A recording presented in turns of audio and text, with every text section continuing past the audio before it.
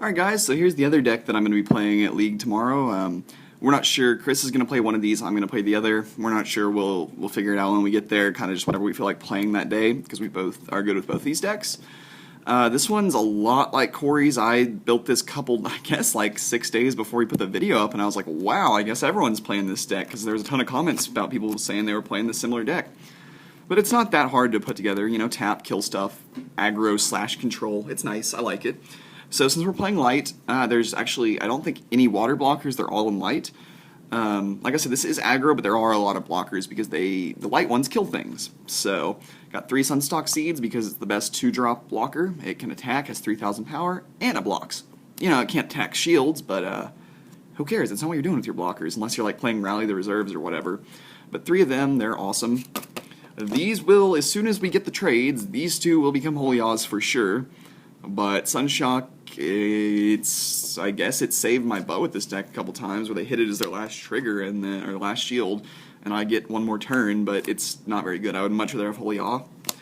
In the same vein, we have Blinder Beetle. I don't know if I'll change this once I get Holy Awe because you still get some advantage of having a creature, and I would like to have one just so I could have the promo one in a deck. That would be nice. So one of him. And this is something people have been maxing out, and I just don't see why. Star Lantern, he's really good, but I feel like 3 is too many. I don't know, I don't like having 3, honestly. Maybe I'm weird for that, maybe I should try 3, but every time I've done it, it just seemed cloggy. Which is weird to say about a 3-mana card, but it's cloggy. If you have 2 on the board, they gotta get rid of them. Having a 3rd isn't gonna do too much, I don't know.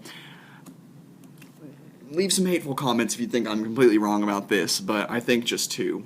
Now this is something that I've definitely kept off of Corey's build that I've always had, which is 3 Shock and Awe, because this card is really good. It's the best out of the 3 2000 do-somethings, at least in my opinion, for this deck. This one also has a couple of the other cards that I consider part of that cycle, but this one is probably the best. So Shock and Awe, we have 3, because you gotta have 3. And something, I was originally playing 1 Keeper of Dawn, but the more spells I packed in here, the more I wanted more. Maybe I might even go up to 3 once Holy Awe comes out, I don't know, but 2 Keeper of Dawns right now because Foul Ega is awesome. This card is such a good blocker, oh my goodness, it gets over like everything. Flame and all level 4 stuff, like Keeper of Twilight's where it's at, honestly. This card's really good for blocking. So we're going to move on to Water, which is the next civilization.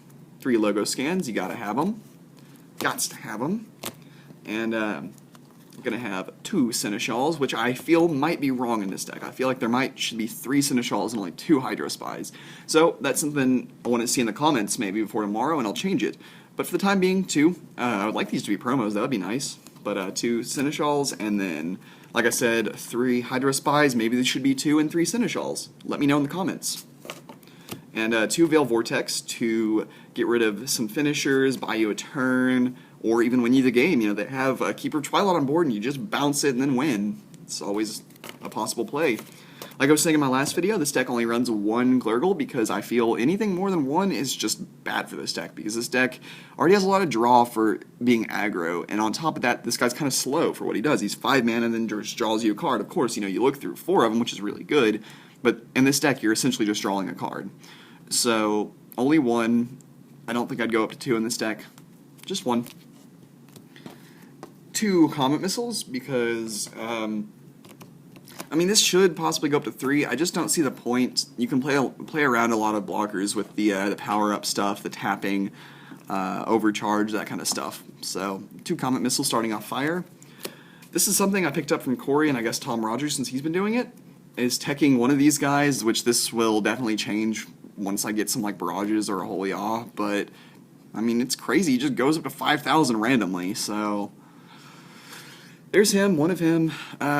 Here's Hissy again, because Hissy, I consider this part of the cycle of Seneschal and Razorhide and all them, because he's a 3-mana 2000 and he does something. His something isn't like a repeatable value effect, it just kills things, which is really nice, but 2 Hissies.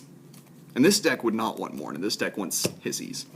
And like I was saying before, I got 3 Gila Flames in here, because, you know, they win you a game in aggro. So, 2 Overcharges, which I actually want to keep in this deck, even with Barrage, because in this deck you're going to have a lot of creatures that are kind of small, maybe some of them a little bigger, but this will pump them up and be able to kill lots of things.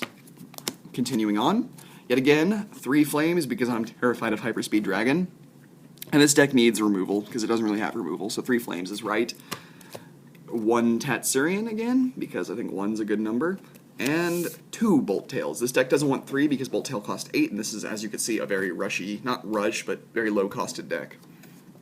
So, now you guys have seen both the decks we're going to play at League tomorrow. Hopefully I didn't spoil too much for anyone who's going to the Lone Star in Arlington, Texas, Lone Star Comics. But even if you are, you know what? I don't care. Tech against my deck. Do whatever. We're not playing tournaments. We're just going to have fun. I want to meet some people who play Kaijudo. Chris and I have really been wanting to meet some new people because it's just me and him. We've tried getting some of our friends who play Magic, and they don't like it. I don't understand why, but they just don't like it. I think it's because a lot of them play Magic for the flavor, and as you know, Kaijudo's flavor is way different than Magic's. So that's probably why, but, you know, hopefully tomorrow at Lone Star we'll see a bunch of you guys out there, meet some new people, do some trades, and just generally have a good time. So thank you guys for watching. Stay tuned in the next few days for me to upload the nature section of my OCG cube, at least to the creatures, and then maybe next week starting the spells. Like I said, it's going to be a long process. I don't even have my computer to start working on the proxies right now. This has been recorded from an iPad, so I've got a lot of stuff to do. I've got to focus on Kaijudo also, trying to find a job, etc., etc. So leave a like, dislike, comment, whatever you want to do. Spread it around, and you guys have a really good day. Thanks for watching.